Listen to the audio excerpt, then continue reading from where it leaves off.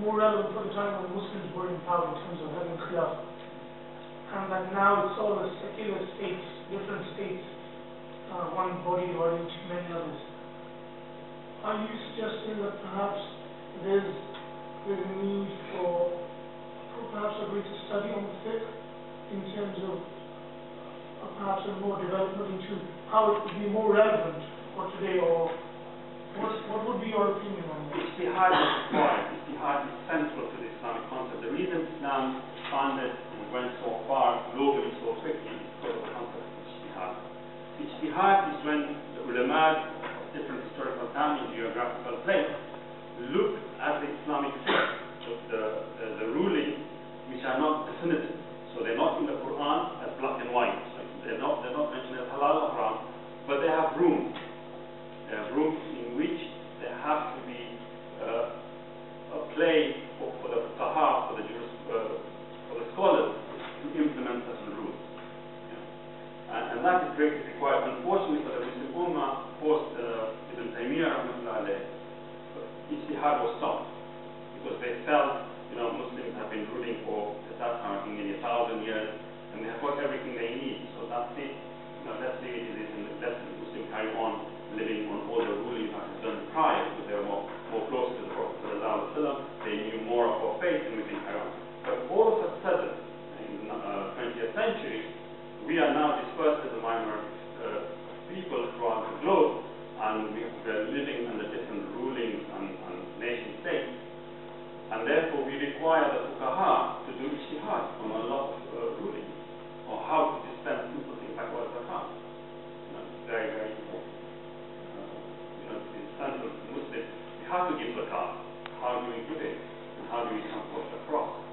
So all this requires, but this is the work of scholars, and they need to do ijtihad in a lot of other concepts.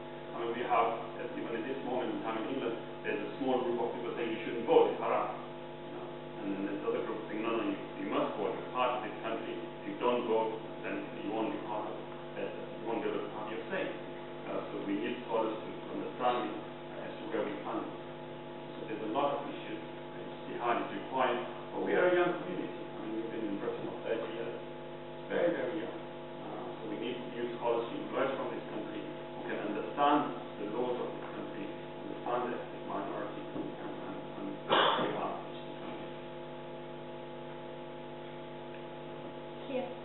Firstly, thank you very much for coming today. I'd just like to go back to the fundamentals of your presentation.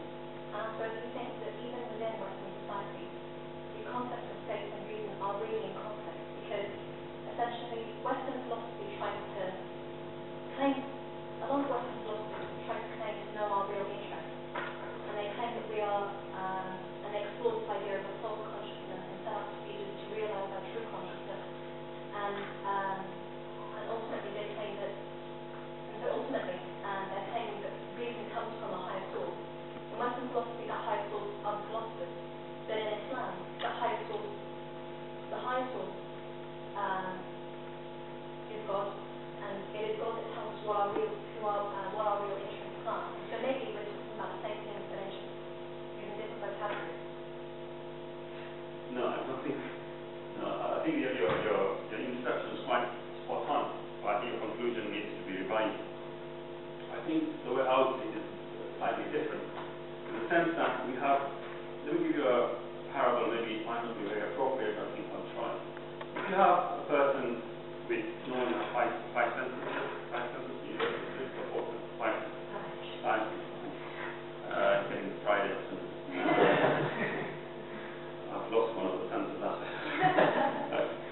Now, if you have someone with four senses, for example, you haven't got vision, and he comes and tries and explains to you the structure of the world, you respect that person, but you put a question mark over his judgment or his explanation of describing the landscape for you, because you know he has one sense less. The way I see it, faith is a sixth sense. And we, as a ummah, have been dependent for our way of life with people with five senses. It seems incredible to me that people with a sixth sense, the sense of faith,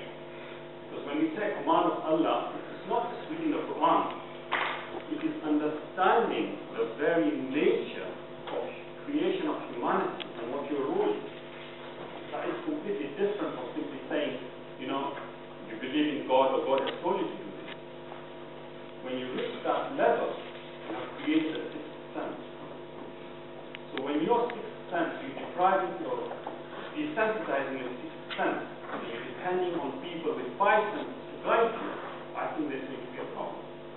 And hence the concept that what you're trying to mention, that people, philosophy, when they're trying to say reason, and when you reach at that level, that's the same as believing in God, it's not.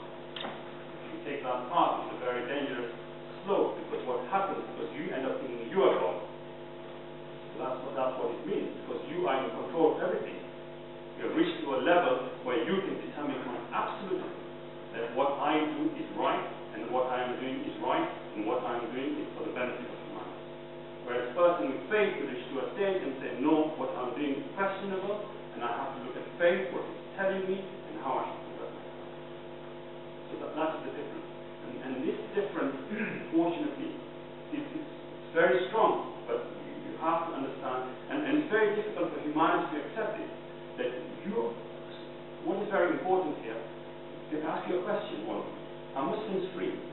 Are we free people? I mean, absolutely, to do whatever we like. Are we free people? No. Now, you ask to anybody from the Western world, are you a free person? For them to say no, it's imprisonment. Do you see the problem? A Muslim becomes free, though. You say no, but it needs to be corrected. A Muslim becomes free when he reaches the level of siddiqeen. In other words, when a Muslim's conduct and performance, his statements and his actions coincide with the demands and the ordainment of Allah. So if you do what Allah wants you to do, and you do that and that makes you happy, you become absolutely free, but then you become a siddiqeen. You have reached that level. So for Muslims, you have to strive to become free. You're not born free. You're born under the confines and the commandments of Allah subhanahu wa ta'ala. You become free when you abide by the laws of Allah subhanahu wa ta'ala, and when you abide by the laws of Allah subhanahu wa ta'ala and they make you happy, then you have become free. So freedom is a path of sulh. In tasawwuf, you take a path of sulh. So you become a student and you sacrifice yourself so you coincide with the